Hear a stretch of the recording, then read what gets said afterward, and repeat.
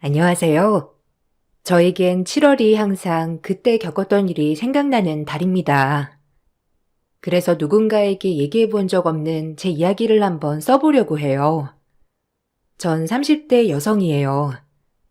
부모님께서 거짓말은 절대 안 된다고 내 못이 박히게 교육을 시켜준 덕분에 어렸을 때부터 거짓말하는 사람, 거짓말하는 것을 극도로 혐오하기도 했죠. 그런 저에게도 대학교를 갓 졸업하고 사랑이 찾아왔어요. 처음부터 부드럽고 다정다감했던 남자친구에게 첫눈에 반했고, 그렇게 3년의 연애를 마치고 결혼을 준비해 나갔습니다. 결혼 전부터 시댁에 왕래를 했었기 때문에 시부모님들은 참 좋으신 분들이었어요. 중간에 1년 정도 연락이 안 되시는 해프닝이 있었지만, 남자친구는 시부모님들이 원래 간혹 여행도 자주 다니시는 분들이라고 얘기를 하더라고요. 그래서 그러려니 했어요. 그래도 이렇게 가끔 연락 안 되는 거 보면 걱정되지 않아? 아무리 자기가 아들이라도 그렇지. 부모님한테 관심 좀 가져. 에이, 우리 엄마 아빠가 금실이 좋아서 그래. 그러니까 그냥 신경 쓰지 않아도 돼. 아, 맞다. 너 그때 이거 가지고 싶다고 했지? 어머, 이거 너무 비싼 건데? 이런 거 사지 마. 결혼 준비하느라 돈도 모자랄 텐데. 고마운데 돈 아껴 쓰자. 그래도 너무 고마워. 너한테 이렇게 충분히 할 수 있을 정도는 되니까 너무 걱정 마. 그리고 충분히 돈 아껴 쓰고 있으니까 걱정 안 해도 돼. 그럼 다행이고. 항상 고마워. 너무 받기만 하는 것 같네. 내가 이렇게 받아도 되나? 난 월급이 늘 거기서 거기라서 자기한테 이렇게 못 해주는 것 같아서 미안해. 그러니까 자기도 그만해줘도 돼. 알겠지? 우리 그냥 서로 마음 편한 게 최고라고 생각하자. 남자친구는 부모님의 일은 대수롭지 않은 듯 넘겼고, 늘 저에게 선물을 많이 해주는 남자친구였어요. 처음엔 그런 모습들이 참 많이도 부담이 되었지만, 저에게 아끼지 않고 뭐든 지원해주는 남자친구가 좋을 때도 있었죠. 그래도 결혼을 준비하면서 보니 돈을 쓰는 게 너무 해프더라고요. 그런 남자친구가 걱정이 되어 이제 좀 아껴 쓰자고 당부하던 때였죠. 그렇게 저흰 결혼식을 준비했어요. 저희 부모님들도 남자친구를 참 좋아하였기 때문에 결혼은 일사천리로 진행이 되었답니다. 저 역시 이렇게 다정다감한 남자친구를 만난 것이 너무 최고의 선물이라고 생각했어요. 그렇게 행복할 줄만 알았던 나날이었어요. 그래도 서원이 그 정도 학벌의 능력이면 아주 괜찮지. 그리고 무엇보다 다정하잖아. 너랑 아주 잘 어울리는 것 같아. 그래? 그럼 다행이지 뭐. 그래도 성격까지 좋아서 난 이게 더 마음에 들어. 만약 성격이 이상했어봐. 어떻게 만났겠어? 그게 네 복이야. 엄마 봐라. 평생 네 아빠 만나서 이렇게 고생하며 사는 거. 그러니까 넌 행복하기만 살아. 알겠지? 그래도 아빠는 열심히 살잖아. 무뚝뚝해서 그렇지. 엄마도 참. 아빠가 요즘엔 더 잘하려고 하는 것 같은데 좋게 봐줘요. 그렇긴 하지. 그래도 남자는 무조건 곰살 맞아야 돼. 그래야 평생이 행복한 거야. 알겠니? 여자는 사랑도 받아야 하고. 평생 무뚝뚝한 아빠와 사신 엄마는 다정한 남자친구를 굉장히 마음에 들어 하셨고, 저 역시 엄마가 마음에 들어 하시니 제 선택이 옳았다는 걸 증명하는 것 같아 기분이 좋았어요. 전 중학교 선생님을 하고 있었고, 남자친구는 대기업 회사원이었어요. 직장도 번듯하고 연봉도 높았기 때문에 엄마 입장에서는 만족할 만한 사윗감이었어요. 그러던 어느 날 한참 결혼을 준비할 때 시어머니와 예물을 보러 가는 일이 있었어요. 시어머니는 늘 밖에 외출을 할 때면 항상 아침 일찍 갔다가 무조건 현금으로 계산을 하시는 분이었죠. 사람 많은 것도 굉장히 싫어하고 공황장애가 있으신 분이었기 때문에 외출을 길게 하지 못하시는 분이었어요. 현대인들이 많이 걸리는 질병이기도 하니 시어머니가 굉장히 안쓰럽더라고요. 얼마나 힘이 들까라는 생각도 들면서 말이에요. 아유, 난 사람 많은 곳은 진짜 싫어해서. 네가 좀 불편하지? 항상 이렇게 아침 일찍 다녀야 하고. 내가 야간 폐쇄성 공포증도 있어서 이해해줘. 너도 쉬는 날 늦잠도 자고 하고 싶을 텐데. 나 때문에 이렇게 매일 일찍 다녀야 하고. 에이, 아니에요. 어머님, 아예 밖에 나가시는 거 힘들면 전 괜찮으니까 굳이 이렇게 안 해주셔도 돼요. 마음만 받을게요. 아니야. 그래도 이렇게 해줘야지 내가.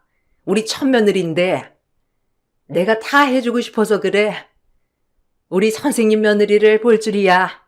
내가 어떻게 알았겠어? 아주 우리 아들이랑 잘 어울린 한 쌍이야. 너무 내가 마음에 들어서 그래. 좋게 봐주셔서 정말 감사해요, 어머니. 제가 이렇게 행복을 누려도 되나 싶기도 하고 기분이 너무 좋네요. 감사합니다. 시어머니는 그렇게 저를 좋아하셨어요. 저도 시어머니가 절 예뻐하시니 참 좋더라고요. 약간 시어머니의 공황장애가 걱정이 되었지만 시어머니는 그렇게 신경 쓸 일이 아니라고 하셨어요. 저도 그냥 그러려니 하기로 했어요. 그러던 어느 날 저희 학교에 저를 찾는 웬 남정네들이 왔더라고요. 교무실에서 절 찾는 사람이 있다고 하길래 누가 날 찾는 거지 하고 놀랐었던 날이었죠. 여태까지 교사로 재직하면서 단 한 번도 이렇게 누군가 말없이 찾아온 적이 없었기 때문에 무슨 일인가 생각부터 들더라고요.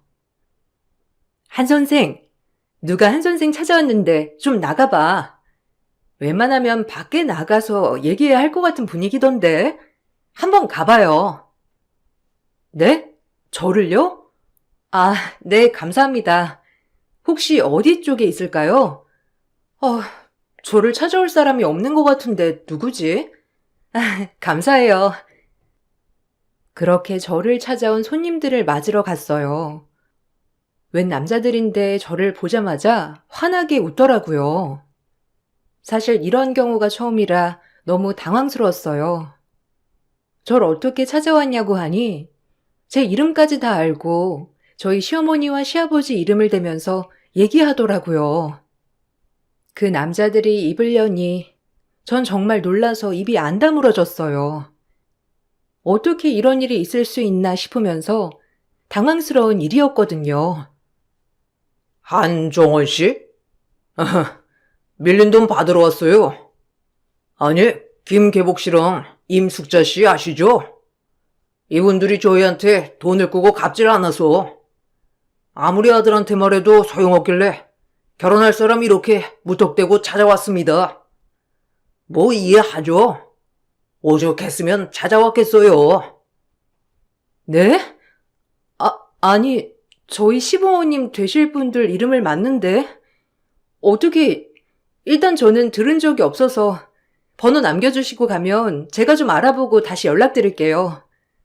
사실 아직 결혼한 사이도 아니라서 좀 당황스럽기 그지없네요. 이런 경우가 처음이기도 하고. 일단 오늘은 여기까지만 하겠습니다. 그리고 번호는 제가 이렇게 남겨드리고 가죠. 알아보실 거 있으면 연락주세요. 그리고 내가 아가씨 인생 불쌍해서 얘기해주는 건데 빨리 발 빼요. 네? 참나, 이런 거 자주 쓰는 사람들 굉장히 골치 아파요. 네? 어안이 벙벙하더라고요. 학교에 돈 받으러 왔다는 것도 창피한데 생각지도 못한 일이라 너무 놀랐어요. 그리고 항상 여유 있던 남자친구의 모습이 떠올랐기 때문에 더욱더 이해가 가지 않더라고요. 사실 저희 집보다 남자친구의 집이 훨씬 더 여유가 있는 집이었거든요. 당황스러웠던 저는 남자친구에게 오늘 저녁에 당장 만나자고 하고 약속을 잡았어요. 그리고 오늘 일에 대해 따져 물었죠. 학교에서도 남자들이 우르르 저를 찾아왔다는 것이 소문이 퍼지면서 좀 골치 아프더라고요. 그래서 더더욱 남자친구한테 따져 물었어요. 오늘 이런 일이 있었어. 어떻게 된 거야?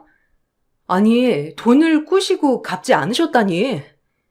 자기네 여유 있는 거 아니었어? 은행빚도 아닌 것 같던데 사채 아니야? 그 정도로 찾아올 정도면 학교까지 찾아와서 내가 얼마나 당황했는 줄 알아? 어떻게 된 거야? 아, 너한테 이걸 얘기할 때가 됐구나. 사실 우리 집 여유 있는 거 맞아. 근데 아버지가 지금 묶인 돈이 조금 많거든. 형제들이랑 재산 싸움할 것도 많고 그래서 아직 돈이 묶여 있어서 잠깐 필요해서 아마 사채를 좀 쓰셨나 봐. 당연히 땅이 팔릴 거라고 생각했는데 그 시기에 팔리지가 않으니까 돈을 갚지 못했던 거고. 근데 곧 땅 팔린다고 하더라고. 그걸 나보고 믿으라는 거야? 아니, 갚을 돈이 당장 해결이 안 됐는데 어떻게 사채를 쓸 수가 있어? 내 상식으론 이해가 안 되는데. 그리고 지금 학교까지 찾아온 거 보고 솔직히 무서웠어. 오죽 닥달하다 안 됐으면 아직 결혼도 안 한 내 학교에 찾아와? 진짜 오해라니까. 내가 이런 걸 너한테 왜 숨기겠어. 하여튼 이해해줬으면 해, 어? 나도 이런 일이 생겨서 당황스러워. 그 사람들이 나보고 빨리 벗어나래. 자주 사채를 쓰시는 건 아니지? 이번 일 확실하게 해줬으면 해서 그래. 절대 아니야, 진짜. 그 사람들 돈 받으려고 별수작 다 부리는 거 너도 알잖아. 드라마나 영화에서 못 봤어? 그냥 그런 거야.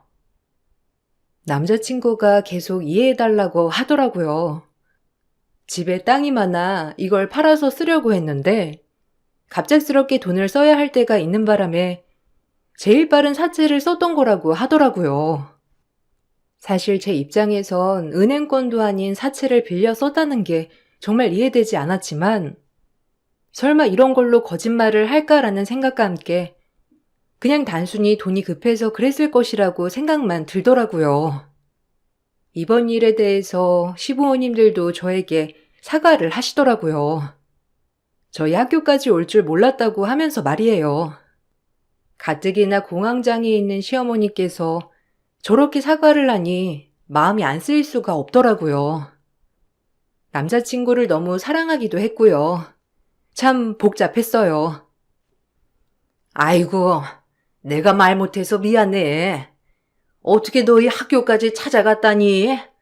정말 미안하다. 그 돈은 진작 다 해결했어. 네, 사실 너무 놀랐어요. 찝찝한 마음도 가장 크기도 했고요. 이런저런 생각이 많이 들어서 그게 더 힘들더라고요. 그럼 네 마음 알지. 미안하다. 결혼도 하기 전에 많이 놀랐지? 앞으로는 이런 일 절대 없을 거야. 그러니까 걱정하지 마라. 그래, 절대 그럴 일 없을 거야. 그러니까 진짜 마음 풀어. 아휴, 미안해 정말. 너 놀랬을 거 생각하니까 마음이 안 좋다. 놀라긴 했지. 그런 적은 처음이니까. 정말 아무 일도 아닌 거지? 나 믿어도 되는 거지? 어머님, 저 믿어도 되는 거죠? 아, 그럼. 당연하지. 아주 잠깐 땅 때문에 그런 거야. 이해해라.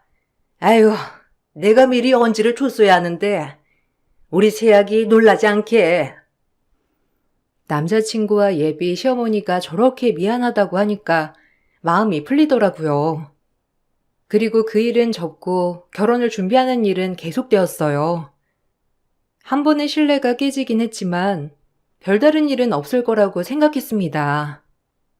결혼식도 시댁의 요구에 따라 정말 간략히 진행을 했거든요. 워낙 친척도 없는 분들이어서 작은 결혼식은 이해했어요. 그래서 저희 결혼식도 소규모 행사로 진행하게 되었죠. 저희 부모님이 많이 아쉬워하셨지만 친척과 지인들이 워낙 없는 남편을 배려해서 이렇게 진행하게 되었답니다. 막상 결혼식을 하고 보니 너무 좋더라고요. 괜한 걱정을 했나 싶을 정도로 부모님들도 그렇고 시부모님들도 참 좋은 사람들이었어요. 그렇게 저희는 결혼식을 행복하게 마쳤고 드디어 부부가 되었죠. 그때 해프닝이 있었지만 그 해프닝이 있었다는 것이 무색할 만큼 행복한 나날들이었어요. 남편과 막상 같이 살아보니 남편은 재택근무가 일상이더라고요. 회사에 출근하는 빈도보다 재택으로 근무하는 일이 더 많은 남편이었죠. 사실 좀 이해는 되지 않았지만 남편이 워낙 그럴싸하게 설명해주는 바람에 믿었어요. 무슨 회사가 맨날 재택이야? 그렇게 재택해도 돼? 거의 일주일에 한 번 정도만 출근하는 것 같아. 부럽다. 나도 재택하고 싶어. 그러니 대기업이지. 뭐 맨날은 아니지만 당분간 재택하려고. 이게 팀에서도 돌아가면서 한 명씩 할 수 있는 거라. 써먹을 때 다 써먹고 해야지. 회사 나가면 회식도 잦을 거고. 신혼인데 너랑도 시간 보내고 싶어서 그래. 어때? 좋지? 나야 좋지. 맨날 집에 오면 자기가 저녁도 해놓고 청소도 다 해놓으니까 편하기도 하고 미안하기도 하고. 그래도 고마워 항상. 고맙지 않아도 돼. 내가 집에 있으니까 하는 건데 뭐. 아, 맞다. 오늘은 저녁 엄마네서 먹기로 했는데 끝나고 엄마네로 올래? 그래 좋지. 그럼 난 바로 학교에서 어머님네로 갈 거니까 자기도 시간 맞춰서 어머님네서 보자. 이따 봐. 집에 누군가가 있다는 게 참 좋긴 하더라고요. 그렇게 그날은 어머님네서 식사를 하기로 한 날이라 일이 끝난 뒤 어머님네로 향했죠. 어머님네는 주택이었는데 공동현관과 어머님 집만 들어갈 수 있는 현관, 이렇게 두 개로 나눠져 있었어요. 대부분 어머님 집으로 바로 들어가는 현관으로 들어갔지만 그날은 어머님네 현관이 닫혀 있어서 공동 현관으로 들어가게 되었죠. 공동 현관은 시댁 아래층 새들어 사는 세입자와 같이 쓰는 현관이었거든요. 그리고 그날 처음으로 세입자를 마주하게 되었어요. 세입자는 저를 보고 놀라더라고요.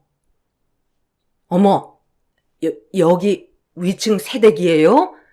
아휴, 내가 한 번쯤 만나서 얘기하고 싶었는데 잘 됐네. 지금 시간 좀 있어요? 네? 아, 안녕하세요. 문이 두 개라서 오늘 처음 뵙네요. 반갑습니다. 진작 인사드렸어야 하는 건데. 무슨 말씀을요? 아니, 이 집구석이 뭐하는 집구석인 건 알고 시집 온 거야? 아니, 나 진짜 의문이라. 이렇게 멀쩡한 새댁인데. 세입자와 얘기를 나누려고 하는데 뒤에서 남편이 들어오더라고요. 세입자는 남편을 보자마자 입을 꾹 다물고 아무 말도 안 하더라고요. 집주인 아들이라 불편해서 그러나 싶었어요. 그리고 저를 보고 할 말이 있다는 게 그냥 이래저래 아주머니니까 뭐 수다나 떠시려고 하나? 라는 생각이 들었고요. 남편은 그 세입자를 보고 다정하게 웃으며 인사를 했고 세입자는 당황했는지 인사를 받고 순식간에 집으로 들어가 버렸어요.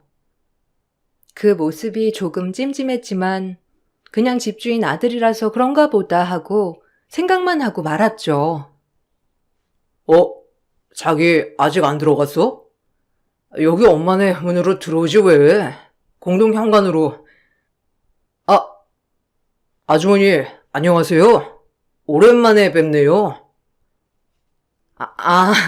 네. 집주인 총각이네. 아니, 이제 총각이 아닌가? 반가워요. 그럼 이만. 반가웠어요, 세대. 그럼 들어가요. 네, 반가웠어요. 조심히 들어가세요. 어머님네 문이 닫혀 있더라고. 그래서 여기로 들어왔지. 자기 일찍 왔네? 그럼 엄마한테 전화를 하지. 여기는 거의 아랫집에서 쓰는 문이라 우리가 잘 안 써. 앞으로는 여기 현관만 이용해. 남편이 공동 현관문을 쓰지 말라고 해서 아랫집에서 불편해하나 생각했어요. 그리고 난 뒤 시댁에서 밥을 먹었어요. 시댁에서는 제가 공동 현관으로 들어온 것을 아시고 절대 그 문으로 들어오지 말라고 철저히 얘기하시더라고요. 그래도 우리 시댁이 주인집인데 그렇게 말씀을 하니까 좀 의아하기도 하면서 어이도 없더라고요. 공동현관이 같은 공동인데 왜 그렇게 질색을 하시는지. 어머, 앞으로 혹시라도 우리 문 닫혀 있으면 꼭 전화로 해. 굳이 공동으로 들어오지 말고, 알겠지? 아니, 아랫집 사람들이 예민하단 말이야. 아무래도 우리가 주인집이라도 매너는 지켜줘야지. 그래도 몰랐으니까 이제 알아두렴. 네? 아, 근데 그렇게 기분 나빠하시지 않던데요? 그래도 뭐 알겠습니다. 참고할게요. 어머, 맛있는 거 많이 하셨네요. 그럼 오늘 이것저것 많이 했지. 많이 먹고 가렴. 우리 정원이가 이렇게 며느리가 된 게 아직도 실감이 안 난다니까. 그날 그런 일은 있었지만 좋은 날이었어요. 그리고 그렇게 신혼생활은 계속되었죠. 그래도 8개월 정도 결혼 생활을 유지하는 동안 별다른 일은 없었어요. 남편이 재택을 오래 한다는 점이랑 시댁에는 꼭 어머님 요청이 있을 때만 간다는 점 말고는 말이죠. 오히려 시댁에 자주 가지 않아도 되니 편하기도 했고요. 그러던 중 명절이 다가왔습니다. 그날 남편은 급성 두드러기로 인해 응급실에 다녀온다고 하였고 저 혼자 시댁에 먼저 가기로 했어요. 남편이 걱정되긴 했지만 첫 명절이기도 하니 먼저 갔어요. 하지만 그날 너무 일찍 간 것인지 역시나 어머님네 현관은 닫혀 있었고 공동 현관만 열려 있더라고요. 그냥 빨리 들어가자는 마음으로 공동 현관으로 들어가게 되었어요. 그러다 시댁 아래층 살던 세입자를 다시 한번 마주치고 말았어요. 그 세입자는 저번이랑 다르게 좌우를 살피더니 절 보자마자 그날은 얘기를 하더라고요. 순간 그 얘기를 듣고 소름이 돋았어요. 아유, 돌았네, 돌았어. 아, 왜 이런 집에 시집을 와? 내가 그때는 말 못했는데 오랜만에 보니까 꼭 이 말은 해주려고 했어요. 저 집이 뭐 하는 집인 줄이나 알아? 아가씨 아무것도 모르는 것 같아서 내가 말해주는 거야, 응? 얼른 내 말 듣고 정신 차려, 아가씨. 세입자의 말을 듣자마자 온몸에 소름이 쫙 끼치더라고요.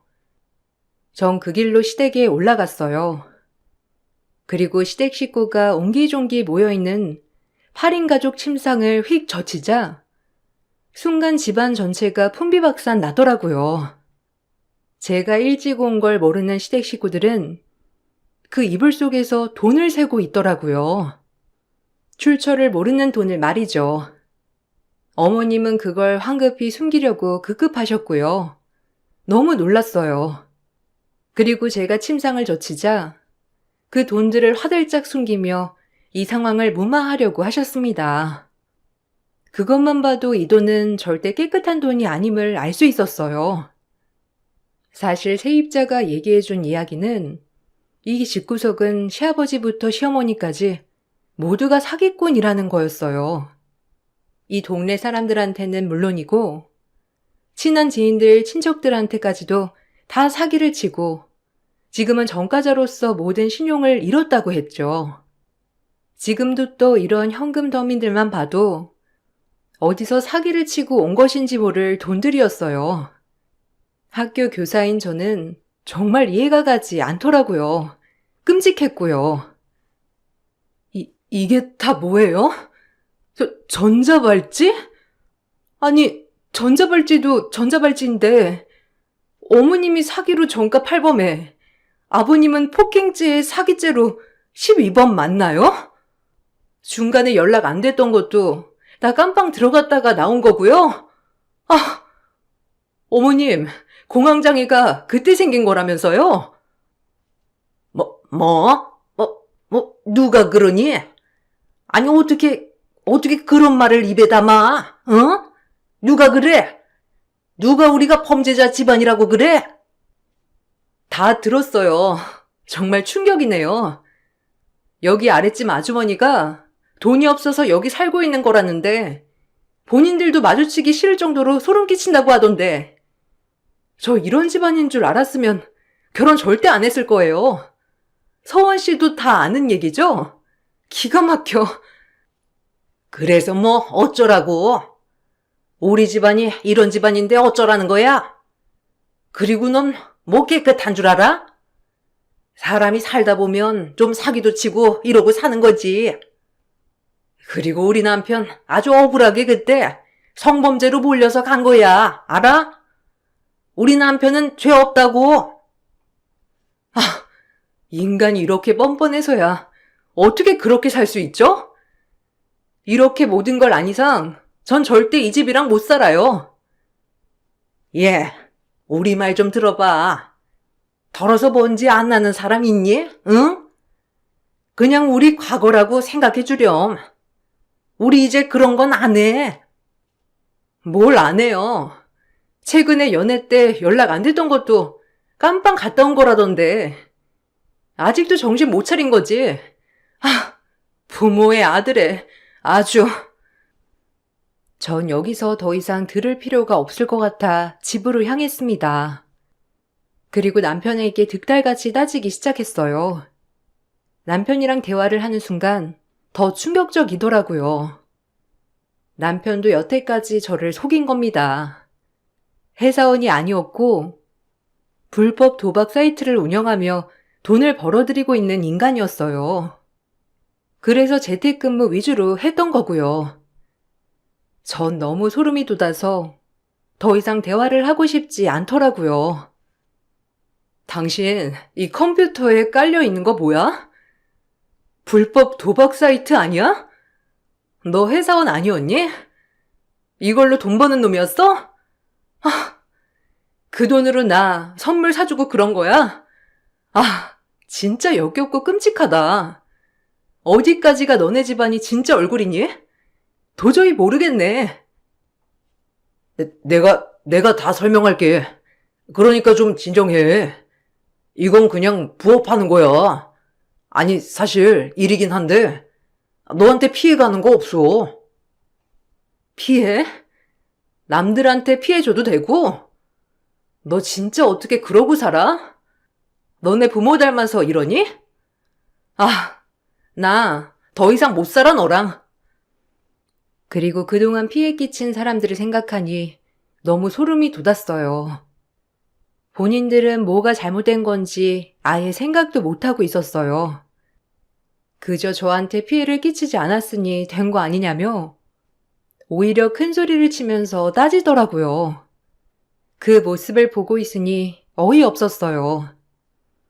너네 집안 전부 다 사기꾼이라며? 너네 엄마 아빠 그리고 너까지. 아, 불법 도박 사이트? 미친 거 아니니? 근데 대기업 회사원 척 나를 속여? 나 진짜 끔찍해서 너랑 절대 못 살아. 알아? 소송 걸 거니까 그런 줄 알아. 사채부터 알아봤어야 하는데. 신용이 불량이니 은행에서 대출을 해줄 리가 없지. 너나 너네 부모나 사람 잘못 봤어. 나 평생 속일 수 있을 것 같았니? 아, 어쨌든 너한테 생활비 꼬박꼬박 줬잖아. 뭐가 문제야? 그냥 대기업 회사원이라고 생각해. 알겠어? 그리고 우리 부모님은 그냥 모른 척해. 어차피 이젠 나이도 드셨고 손 다 떼시려고 하고 있으니 그냥 먹고 살기 힘들어서 그런 거야. 너네 부모가 그런 꼴을 너한테 계속 보여줬으니 너도 사람들 등쳐먹는 게 쉬웠겠지.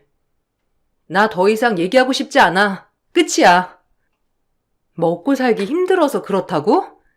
말도 안 되는 소리 마. 남들은 그럼 투잡 쓰리잡 하면서 열심히 사니까 쉽게 살고 싶어서 그런 거지. 전 그 길로 집을 빠져나와 변호사 사무실로 향했죠. 혼인기간이 얼마 되지 않았고 모든 게 다 거짓말이었기 때문에 남편에게 혼인무효 소송을 걸었습니다. 그리고 남편을 불법 도박 사이트를 운영한 죄를 물어 고소했고요. 시부모님들에게도 절 속인 대가로 정신적 피해 보상이라는 위자료를 청구했어요. 그들을 마주하는 게 손이 벌벌 떨리고 무서웠지만 모든 걸 바로잡고 싶었거든요. 그리고 정말 충격이었습니다. 그렇게 흉악범들의 집안이 내 시댁이었다고 생각을 하니 정말 치가 떨리고 끔찍하더라고요. 남편에게 소송이 들어가면서 시댁 부모들도 조사를 받았어요. 엎친 데 덮친 격 시댁 부모들은 지금도 어디 지역에서 고로쇠물이 나온다며 순진한 시골 노인들을 상대로 현금을 뜯어내고 있었더라고요. 정말 갱생불가한 인간들이었어요. 이걸로 조사가 들어갔어요. 이놈들 아주 악질인데요? 성과가 이렇게 많은데 지금 또 사기를 치고 있다니. 그 현금 모두가 다 시골 아무것도 모르는 노인들한테 뜯어낸 돈이더라고요. 참나, 신고해 주셔서 감사합니다. 아가씨 아니었으면 지금쯤 그 노인들 평생 모은 돈 다 털리고 울고불고 했을 거예요. 지금이라도 신고당해서 다행이지. 참나. 아유, 어떻게 이런 끔찍한 인간들이랑. 그러게요. 아주 벌 세게 주세요. 저런 인간들은 갱생불가 인간들이니까요. 어쨌든 수사해 주셔서 감사합니다. 시부모님들도 마찬가지로 사기죄로 연루되었죠. 지금까지도 계속 사기를 치고만 있었던 거예요. 그 현금도 시골 노인들의 돈이었고요. 정가가 너무 많은데도 불구하고 갱생불가한 인간들이어서 그런지 이번엔 징역을 세게 맞았더라고요. 아주 고소했어요. 평생을 이렇게 살았을 생각을 하니 정말 인간 같지도 않았어요. 남편 또한 이런 사람들 밑에서 자랐다는 것이 참 별로더라고요. 꼭 이래야겠니? 우리가 과거에 실수했다고 한들 지금은 그냥 사람으로 봐주면 안 되겠어? 어쩜 그렇게 모진이 너? 뭐라고요? 과거 실수? 당신들은 날 속였어. 그리고 그 버릇 어디 가겠어? 나 절대 못 참아. 서은 씨랑 짜고서 대기업 회사원인 척 한 것도 분하니까. 그리고 아버님 전자발찌, 잊혀지지가 않아요. 알아? 정말 당신들 너무 끔찍해. 속은 피해자들이 잘못이지. 왜 나한테 그래? 지네들이 바보 같은 게 되지. 아랫집 년을 당장 쫓아냈어야 했는데, 에휴.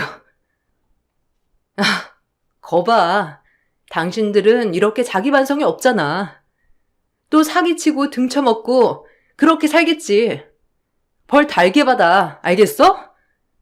특히 당신 아들 불법 사이트 운영한 거 아마 순순히 풀려나긴 힘들 거야. 모든 게 거짓이었던 삶 이제 다시 되갚음해 주겠어. 기다려. 그리고 당신들도 거기서 마지막을 맞이해야 할 생각해. 평생 나이 들어도 절대 못 고치지 그런 사기인가? 기막혀. 돈 벌기가 그렇게 쉬워? 내가 너한테 얼마나 잘했는데? 너 돈 우리가 등쳐먹었니? 아주 오지랖도 무슨. 에휴, 여자 하나 잘못 들여서 집안 풍비박산 나네 정말. 너네가 깜빵에서 살다 나오면 가만 안 둘 줄 알아. 알겠어? 기대해. 절대 용서 안 할 거니까 우리 집 망하게 한 거. 1년 2개월이란 소송을 마치고 결국 남편은 징역과 함께 저에게 위자료를 조화했어요. 그리고 혼인무효 판결이 나서 혼인무효가 되었습니다.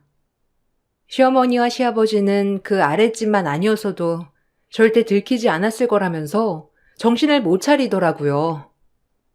그리고 둘이 나란히 교도소행에 결정되었죠. 시어머니, 남편, 시아버지 모두 다 교도소로 나란히 들어가게 되었어요. 처음부터 비밀스러운 그 사람들을 제가 더 주의 깊게 봤어야 했는데 참 미련했다는 생각이 들어요. 시부모님들이 모든 게 가짜고 남편 또한 가짜의 삶을 살았다는 게 충격적이긴 하지만 그래도 지금 모든 걸 알아차려서 다행이라고 생각이 들더군요. 꼭 이래야겠냐? 꼭 날 이렇게 쳐넣으니까 행복해? 난 너한테 그래도 최선을 다하려고 했는데 너무한다 정말. 뭐? 최선? 남들 등쳐먹으면서 나한테 잘하면 뭐하니? 그리고 너네 부모가 그런 사람이었더라도 너마저는 진실한 사람이었으면 이렇게까진 안 했을 거야. 그런데 넌 날 기만했어. 그냥 벌 받아. 그리고 다신 찾지 마. 그리고 출소하면 제발 선량하게 살길 바란다. 알겠어? 너네 부모님한테도 제발 그렇게 살지 말라고 해. 알겠니? 정말 끔찍하다. 지금 이 순간도. 속는 사람이 바보지. 내가 왜 죄냐고. 편하게 사는 것도 죄야? 남들은 나처럼 못 살아. 알아? 내가 똑똑해서 그런 거라고. 너처럼 못 사는 게 아니고 안 사는 거야. 알아? 남한테 피해 끼치고 사는 너네 같은 인간들처럼 안 사는 거라고. 양심적으로. 양심에 밥 먹여주냐? 잘 먹고 잘 사는 게 중요하지. 참나. 하여간 유별을 떨어요. 그래. 나도 너처럼 답답한 인간은 사절이야. 미친놈. 정신 못 차렸네. 평생 그렇게 너네 부모처럼 교도소 왔다 갔다 하면서 살아. 알겠어? 네 미래가 너네 부모니까. 전 남편은 저에게 너무하다 했지만 그 남자와 한순간도 마주하고 싶지 않아 말을 짧게 마쳤어요. 모든 거에 속았지만 그런 일이 있어서 지금은 성관이 좀 생긴 것 같아요. 무작정 잘해주는 사람들을 의심한다고나 할까요? 남편도 어렸을 때부터 부모가 교도소나 들락날락하고 남들한테 사기치면서 번 돈을 많이 받으니 이렇게 자랐다고 생각해요. 그래서 지금 이 순간까지도 이렇게 편하게 사는 게 왜 제가 되냐고 하겠죠. 정말 소름이 돋아요. 저런 비인간적인 인간과 결혼까지 했던 사실을 말이죠.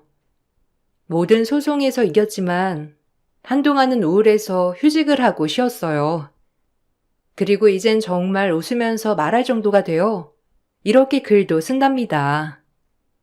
7월에 결혼을 하여 7월만 되면 이런 끔찍한 기억이 다시 기억되곤 하지만 이젠 저에게 지나가는 에피소드라 여기고 웃으며 받아들였어요. 많은 일이 있었지만 그래도 한층 더 성숙한 인간이 된 것 같아 조금은 뿌듯하기도 합니다.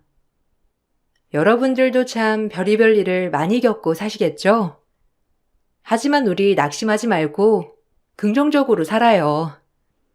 저희를 속인 인간들이 나쁜 거지 속은 사람들 잘못은 아니니까요. 글을 읽어주신 모든 분들께 감사하다고 전해드리고 싶고 혹시라도 우울한 분들이 계시면 힘내시고 이겨내라고 말씀드리고 싶어요. 감사합니다. 안녕하세요. 저는 1년 전 새로운 가족이 생긴 40대입니다.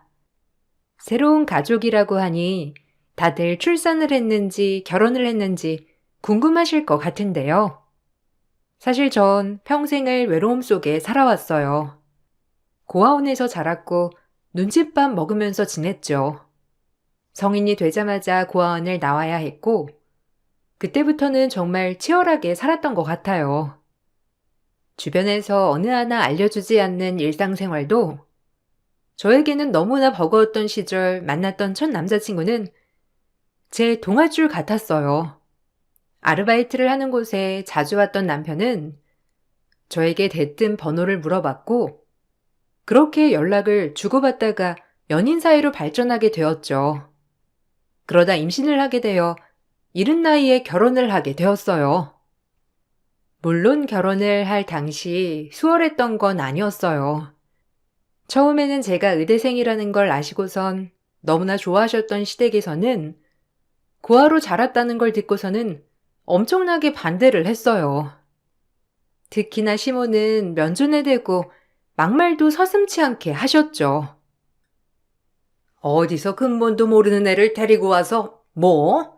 결혼을 하겠다고? 성주야, 네 나이를 생각해야지. 아직 팔팔하게 젊은 나이에 결혼해가지고 어쩌게. 저런 애들 엄마가 잘 알아. 부모도 없이 어디서 굴러 생활하다가 네가 얻어 걸린 거라니까. 제 뱃속에 있는 애가 네 애는 맞긴 하니?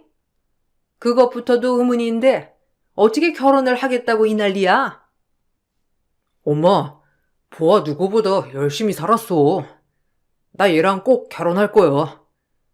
우리 애도 꼭 낳을 거고. 이미 아빠한테는 말했고, 아빠는 받아주겠다고 하셨어. 엄마가 이렇게 반대를 해도 어쩔 수 없어. 정 안 되면 나 동네방네 얘기하고 다닐 거니까 그렇게 알아. 뭐? 너 지금 엄마 얼굴에 먹칠을 하겠다는 거니? 내가 어떤 앤 줄 알고 결혼을 허락해? 절대 안 된다. 부모도 없이 구하로 큰 애가 무슨 생각머리를 가지고 있을지 알고 허락을 해? 엄마 눈에 흙이 들어와도 안 되는 건 안 되는 거야. 보아라고 했니? 너 지금 내가 하는 말 똑똑히 들어. 네가 우리 애 아이 가졌다고 해도 나 너 받아줄 생각 추워도 없어. 굳이 결혼을 하겠거든 각오하고 들어와야 할 거야. 만에 하나 지금 이 상황 알려지기라도 해봐. 내가 너 가만 안 둘 거니까. 엄마 도대체 왜 그래? 엄마가 반대해도 어쩔 수 없어. 이미 우리가 결정한 일이고, 우리 이제 성인이니까 알아서 할 거야. 엄마가 그렇게 나오면 우리도 어쩔 수 없지. 얘기하고 다닐 수밖에. 자꾸 그렇게 말하면 나 정말 소문내고 다닐 거야. 시몬은 당시 지역에서도 규모가 컸던 봉사활동 단체 대표로 있었어요. 그러다 보니 사회적 이미지도 중요한 사람이었죠. 시몬은 죽어도 안 된다며 반대를 했지만 결국 아들이 동네방네 다 소문내고 다닐 거라는 말에 결국 허락을 하셨어요. 재배가 더 불기 전에 얼른 결혼식부터 해야겠다면서 바로 식장을 잡았죠. 결혼식마저도 하나부터 열까지 시모의 의견대로 움직였어요. 제 의견은 물어보지조차 않으셨죠. 그렇게 결혼을 하고선 시모는 집 얻어줄 돈도 없다면서 시댁이 들어와 살라고 하셨어요. 전 그래도 가족이 생긴 것 같아 든든했어요. 그렇지만 시댁에 들어가서 산 지 얼마 되지 않고서 이곳이 바로 감옥이라는 걸 알게 되었습니다. 대학 졸업도 제대로 못하고 전 그만둘 수밖에 없었어요.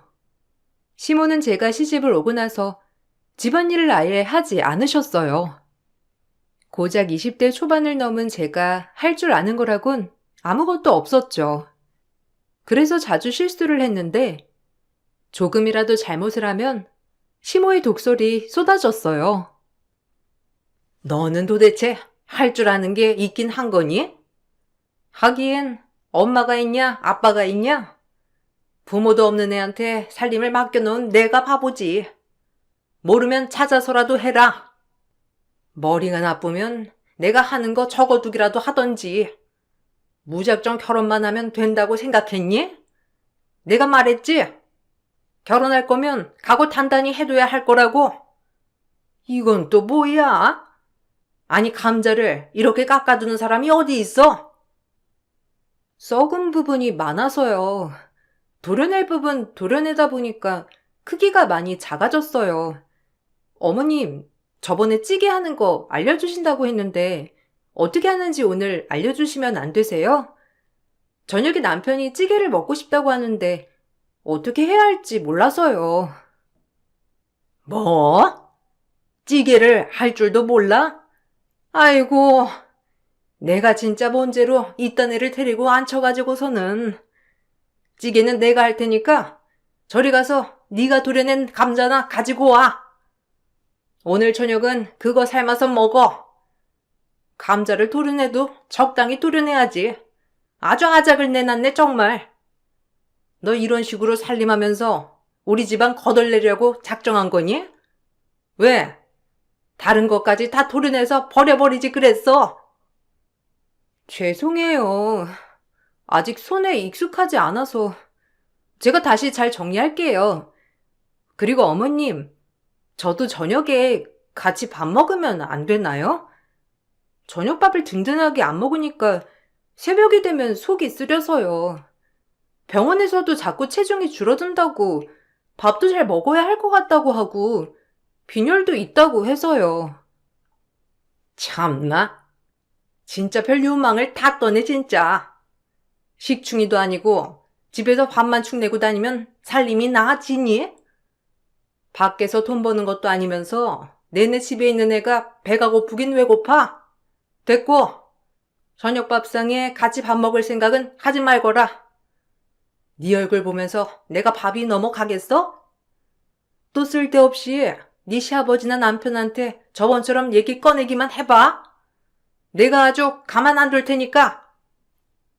시모는 늘 저녁 시간이 되면 제가 입덧 때문에 입맛이 없어 같이 밥을 못 먹는다며 다른 가족들에게 핑계를 댔고 전 조용히 방 안에서 있을 수밖에 없었어요. 그때는 여기서 쫓겨나면 갈 곳이 없단 생각에 어떻게든 이 상황을 버텨야 된다고 생각을 했었죠. 그나마 시부가 집에 계셨을 때는 상황이 좀 나았어요. 시부께서는 생각보다 저를 마음에 들어 하셨어요. 시모의 심한 반대에도 저희가 결혼할 수 있었던 이유도 시부 때문이었죠.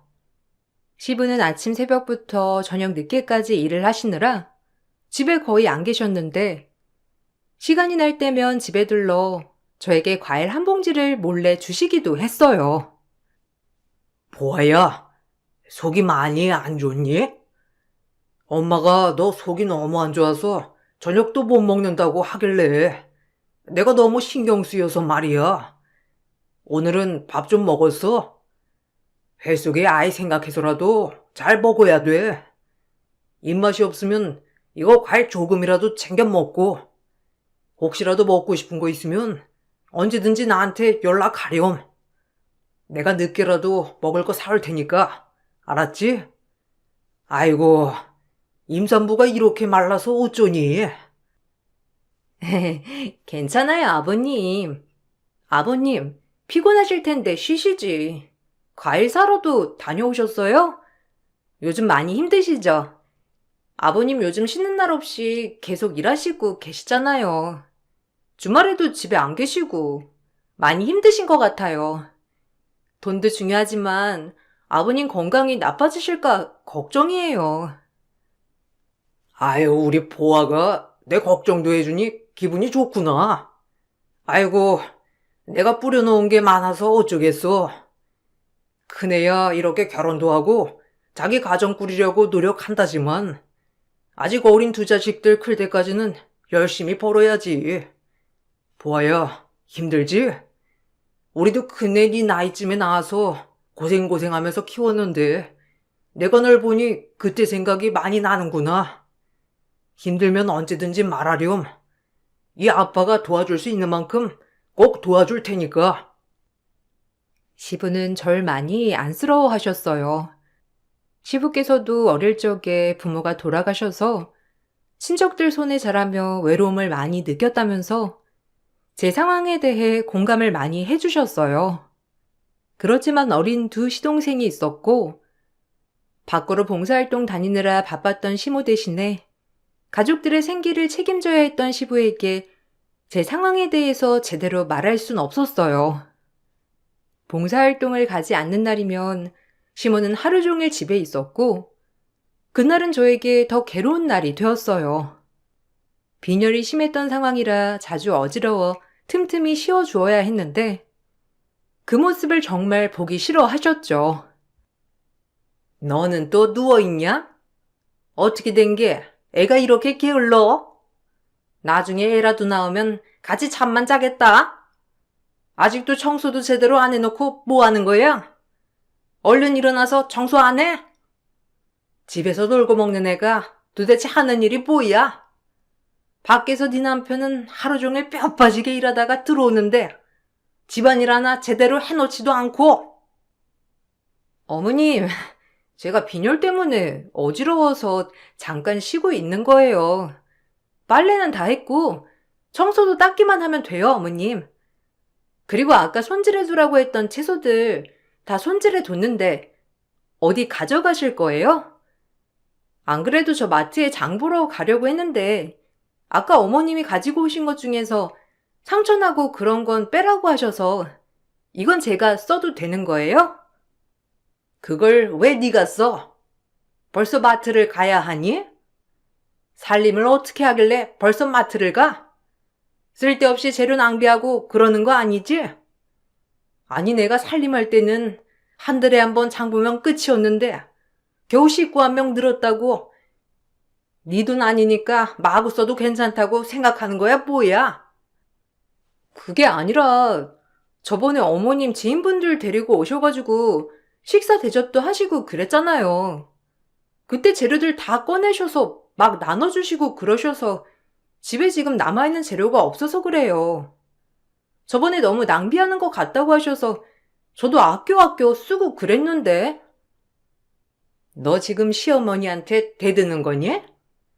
몇 마디 했다고 시어머니가 쉬워 보여? 네 하고 넘어가야지. 이제는 핑계거리 만들고 내 탓이라고 하는 거니? 너 진짜 웃긴다. 지금 내가 우리 집 거덜내고 있다고 말하고 싶은 거야 뭐야? 안 그래도 밥만 축내는 거 꼴도 보기 싫었는데 이제는 나한테까지 잔소리를 해? 며느리 무서워서 살겠냐 정말? 늘 저를 못마땅해 하셨던 시모 때문에 전 눈치를 볼 수밖에 없었죠. 그나마 다른 식구들이 있을 때에는 덜했어요. 특히 시부 앞에서는 저에게 절대 그러지 않는 척을 하시곤 했어요. 그래도 눈치껏 시부는 제가 힘들다는 걸 아시기도 했는데 시부가 가끔씩 제 편을 들어주면 시모는 절 더 괴롭히시곤 했죠. 막말도 서슴지 않고 하셨어요. 너 아주 우리 집 남자들한테 꼬리도 잘 친다 진짜. 뭐 어떻게 꼬셔내는 거냐? 내 자리까지 넘보려고? 내가 어처구니가 없어서 네가 무슨 말을 어떻게 했길래 남편이 널 그만 잡으라는 헛소리까지 해? 참나. 아주 그냥 아들도 모자라서 남편까지 홀라당 네가 뺏어가겠어. 아까 보니까 네 편 들어주니 입에 기에 걸렸던데 좋으니? 어머님, 제가 언제... 아까는 정말 어머님이 너무 하셨어요. 가족들 앞에서 그렇게까지 하실 일은 아니었잖아요. 저도 감정이라는 게 있는데 너무 앞에서 뭐라고 하시니까. 어머님, 아버님 말씀처럼 저도 좀 존중해 주세요. 제가 여기 시집 온 지 벌써 몇 년이고 아이까지 있는데 너무 심하신 것 같아요. 참, 뭐? 너 지금 나한테 뭐라고 했니? 존중? 예. 너 네 시아버지가 네 편 좀 들어줬다고 뭐라도 됐다고 생각하는가 본데 난 네가 애를 낳았다고 해도 아직 며느리로 받아들이지 않았어. 이거 왜 이래? 고작 아이 한 명 낳아가지고 집에서 한 자리 차지하려고 그랬니? 당연히 네가 엉망진창이니까 뭐라고 하는 거지. 네가 잘했으면 내가 너한테 뭐라고 했겠어? 여우 같은 게 가족들이나 다 꼬시려고. 됐다. 너랑 무슨 얘기를 하니? 시모는 제가 아이를 낳고 나서도 저를 무시했죠. 그나마 애가 태어나고 나서는 막말은 줄어들긴 했지만 가족이 아닌 시댁 가정주부처럼 대하는 날들이 많아졌어요.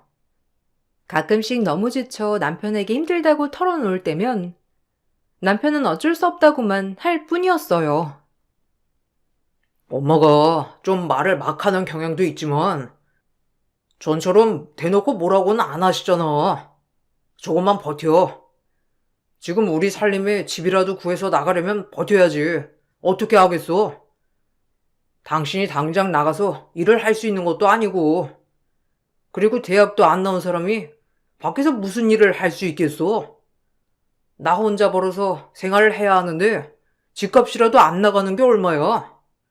당신이 좀 버텨야지 어떡해. 너무 힘들어서 그래. 이제는 애도 학교에 들어갔는데 할머니가 뭐라고 하는지 다 안다니까? 가끔은 너무 속상해서 눈물이 막 나올 때도 있어. 우리 애도 날 무시하는 것 같아서 그냥 작은 단칸방이라도 나가면 안 돼? 우리 결혼하고 벌써 10년인데 이젠 나도 많이 지쳤어. 뭘 어쨌다고 지치기래? 나도 힘들어. 밖에서 일하는 나는 안 피곤한 줄 알아? 밖에서도 상사 눈치 보면서 일하는데 집에 와서도 당신이랑 엄마 눈치 보느라고 나는 얼마나 힘든데. 그렇게 눈치 보면서도 지금 당장 우리 형편이 좋은 게 아니니까 나가지도 못하고. 그리고 단칸방에 나가면 어떻게 살아? 당신 말대로 애는 학교 들어가서 다른 친구들 뻔히 어떻게 사는지 알 텐데. 지금은 이렇게 집도 있고 할머니 할아버지도 일하시고 그러니까 겉으로 보기에 더 화목하고 좋아 보이잖아. 겉으로 보기에 좋으면 뭐하냐고. 내 속이 썩어 문드러지고 있는데 그런 건 전혀 생각하지 않는 거야? 여보, 나는 더 버틸 힘이 없어. 가족들 모두 날 너무 무시하고 내가 여기 가족인지 아니면 가정주부인지 헷갈릴 지경이야. 아이가 학교에 들어가서도 상황은 크게 나아지지 않았어요. 단지 직접적으로 막말하는 것만 조금 줄어들었을 뿐이었죠. 시모의 무시가 식구들에게도 점점 익숙해졌고 시부를 제외하고 다른 식구들도 저를 무시하기 시작했어요. 시동생들은 둘이 있었는데 저희가 결혼할 때 초등학생이었던 시동생들은 시모가 절 무시하는 걸 자연스럽게 보고 자라서 그런지 시모와 똑같이 절 무시하곤 했어요. 막내 여동생은 집에서 뭐 하나 없어지기만 하면 절 도둑 취급했었죠. 언니, 혹시 화장대 위에 있었던 신상 화장품 못 봤어요? 이상하다. 분명 어제 자기 전에 저희에 뒀는데? 나갔다 오니까 어떻게 그것만 쏙하니 없지? 언니, 혹시 못 봤어요? 오늘 청소했을 거 아니에요. 아, 그 큰 게 어디 사라질 일도 없고. 설마 언니 또 화장품 가지고 간 거예요? 아, 그거 선물 받은 거니까 얼른 돌려줘요. 네?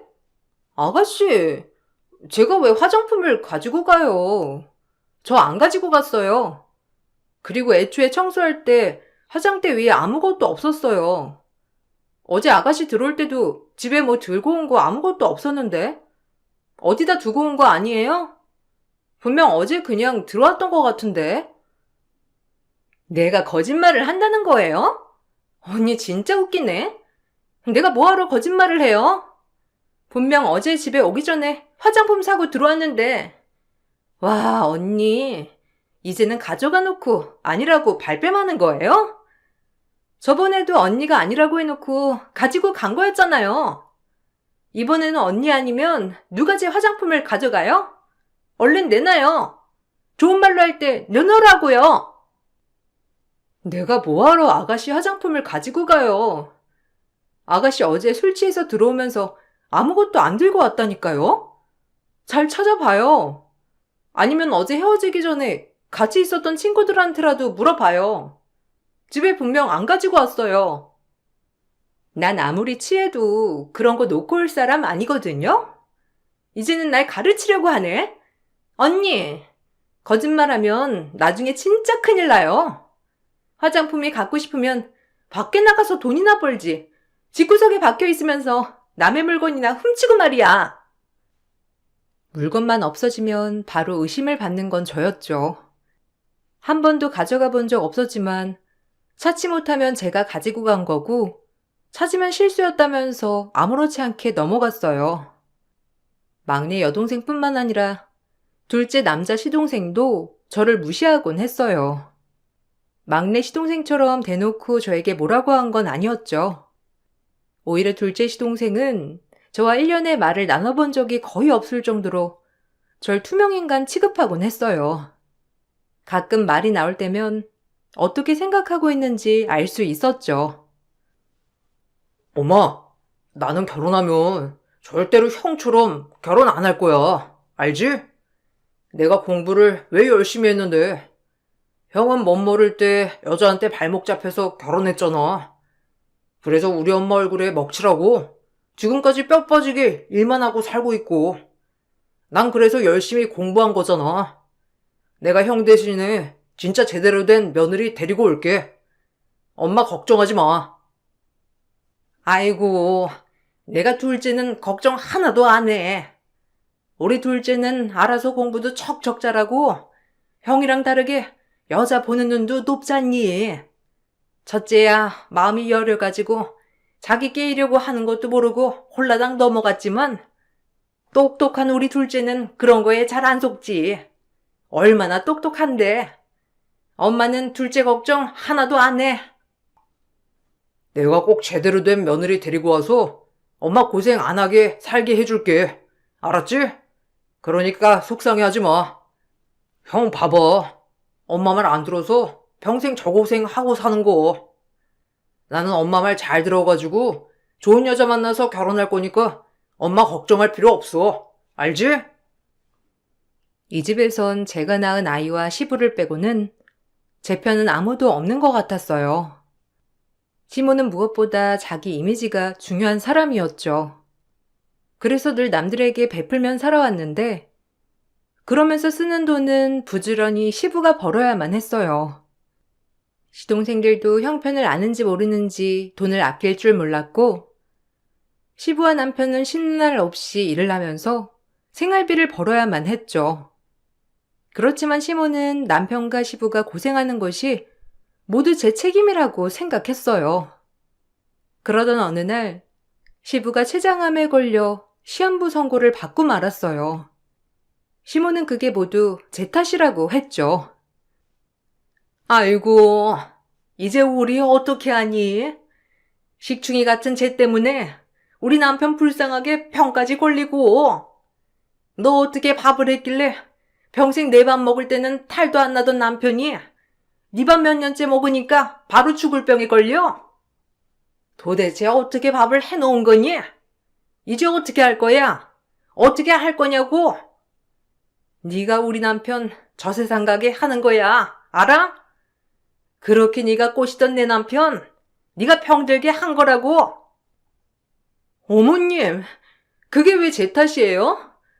아버님 제가 시집 온 10년 동안 제대로 쉬신 적이 없으세요. 아버님 조금이라도 쉬려고 하면 어머님 옆에서 죽는 소리만 하셨고 쉬지도 못하게 하셨잖아요. 아버님이 제발 밖에서 돈 쓰고 다니지 말라고 뭐라고 할 때도 어머님이 뭐라고 하셨어요? 이거 다 다시 돌아올 거라면서 지금 쓰는 거 아까워하면 안 된다고 남들한테만 퍼주셨잖아요. 그럼 지금 남편 아픈 게 내 탓이라는 거냐? 너 정말 이제야 본색을 드러내는구나. 내 남편 죽을 병 걸리게 만들어 놓고선 뭐? 내 탓이라고? 네가 아니면 남편이 왜 아프니? 네 밥 먹고 아픈 건데 당연히 네 탓이지. 내가 너 가만히 안 둘 거야. 평생 괴롭히면서 살 거야. 시부는 결국 반년도 되지 않아 돌아가시고 말았어요. 그때 이후로 시댁 식구들의 무시는 더더욱 심해졌죠. 이대로는 안 되겠다 싶어 일을 시작하겠다고 했지만 매달 500만 원씩 생활비로 낼 거 아니면 조용히 살림만 하라는 말을 들을 뿐이었어요. 남편 또한 아이가 중요한 시기고 사춘기니 제가 집에 있어야 한다고 했었죠. 전처럼 절 괴롭히는 건 아니더라도 집에서 저와 말을 나누는 사람은 없었어요. 저의 외로움은 더욱 깊어졌죠. 근데 시모는 밖에선 세상 좋은 시어머니 행색을 하시곤 했어요.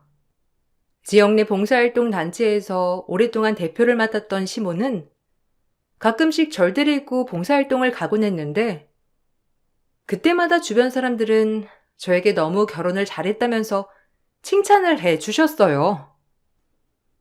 아유, 저런 시어머니 만나는 거 얼마나 좋니? 우리 회장님은 어딜 가나 선망받고 존중받는 사람인 거 알지? 이렇게 몇 년 동안 봉사활동 꾸준히 하시고 부친께서 돌아가시고 나서 사실 우리도 걱정 많이 했는데 본인보다 다른 힘든 사람들 많다면서 얼른 훌훌 털고 일어나신 거 보면서 정말 대단하시구나 생각했거든. 집에서도 좋은 시어머니시지? 영우 엄마는 진짜 복 받았어. 존경할 수 있는 시어머니 만나는 게 쉬운 일은 아니거든. 아유, 그런 말씀 마세요. 우리 며느리는 사회생활을 안 해봐가지고 아직 잘 몰라요. 멋모를 때 사랑 하나로 시집 오겠다고 해서 제가 끝까지 품어주겠노라 다짐했더니 이렇게 15년이 다 되도록 사회생활 한번 안 해보고 순수하게 지내고 있어서 주변 사람들 다 이런 줄 안다니까요.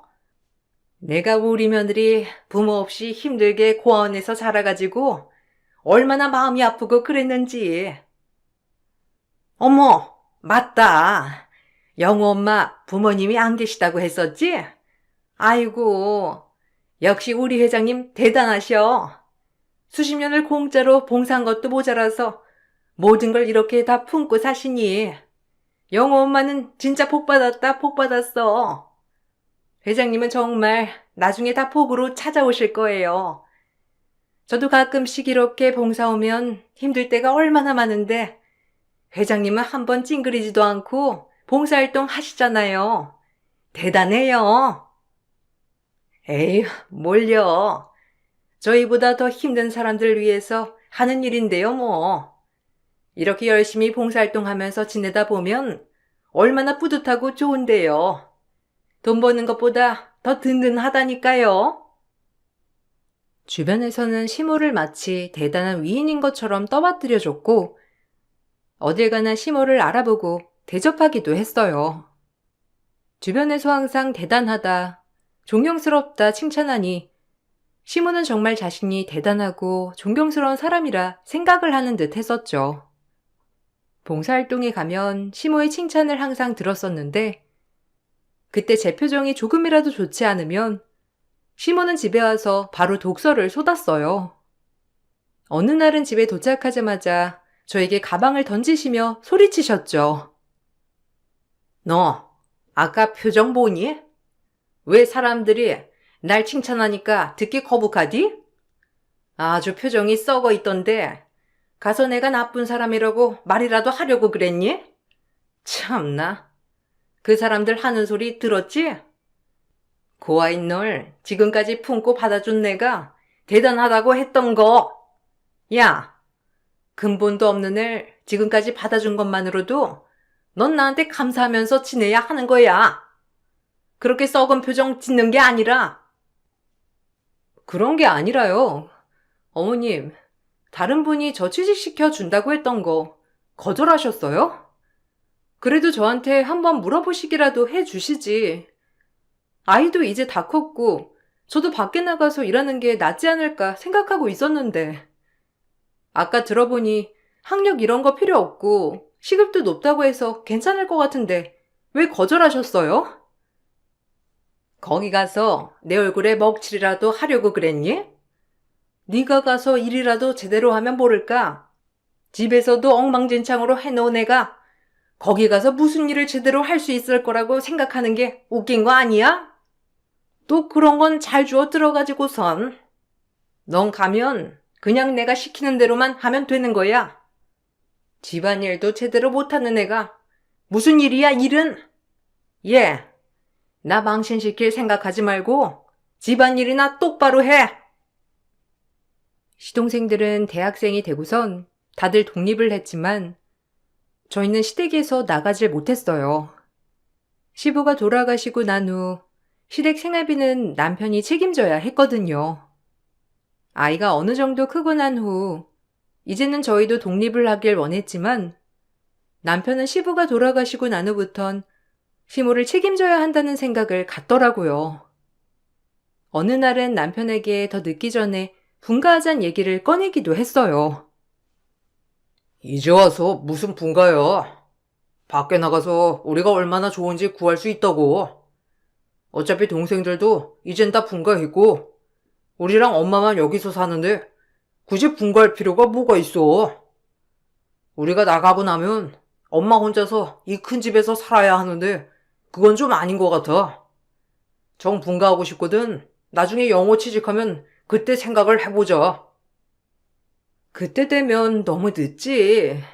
여보, 지금 아니면 앞으로 분가할 일은 없을 것 같아서 그래. 아니면 나 일이라도 할게. 영어도 많이 컸고, 나도 이젠 밖에 나가서 일하고 싶어. 당신 나 대학 다시 가도 된다며. 아이도 다 컸으니까 대학이라도 다시 다닐게. 이제 와서 무슨 대학이야? 조금만 참아. 영어도 이제 곧 성인인데 지금 공부해서 뭐 하려고?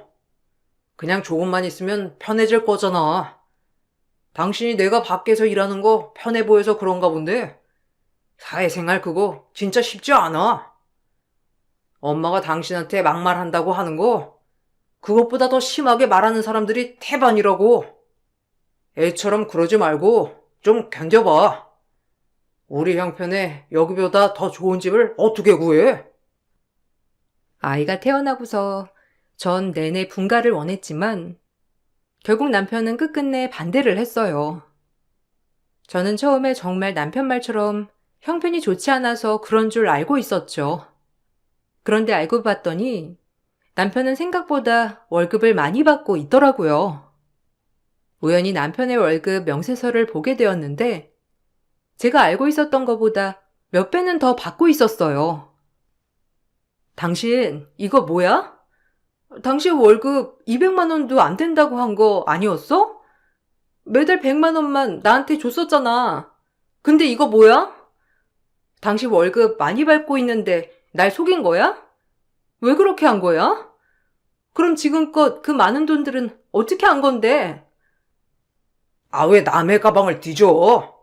아이, 월급 내가 100을 받던 200을 받던 네가 뭔 상관인데? 밖에서 이런 한 푼 안 벌면서. 야, 내가 지금까지 말을 안 해서 그렇지. 아무것도 없는 너랑 살아준 것만으로도 감사해야지. 남편 가방까지 뒤져가면서 따질 일이야? 아휴, 그냥 200만 원 받는다고 알고 있어. 많이 알아봤자 좋을 거 하나 없으니까. 그게 무슨 소리야? 도대체 당신 밖에서 얼마를 받고 얼마나 쓰고 다니는 거야? 나한테는 100만 원밖에 못 준다면서 그걸로 집안일 싹 다 처리하게 해놓고선 월급이 언제부터 이렇게 많았는데? 설마 어머님도 이거 알고 계셔? 그럼 엄마는 뭘로 생활하냐? 너는 생각이란 게 있긴 하냐?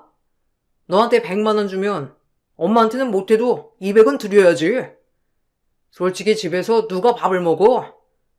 우리 해봤자 고작 저녁 한 끼 집에서 먹고 주말에만 집에 있는데 살림으로 뭘 얼마나 쓴다고 생활비 100만 원밖에 안 준다고 그래? 하여튼 집에서 살림만 하는 사람이 뭘 알겠어? 언제부터 절 속여왔는지 남편은 그동안 100만 원을 제외한 나머지 월급은 본인이 알아서 쓰는 듯 했어요. 생각해보면 시부가 돌아가시고 난 후에 시모가 무슨 돈으로 생활을 할까 생각을 했었는데 시부 사망보험금뿐만 아니라 남편에게도 계속 생활비를 받고 있더라고요. 전 이때부터 저의 독립을 위해서 일을 알아보게 되었어요.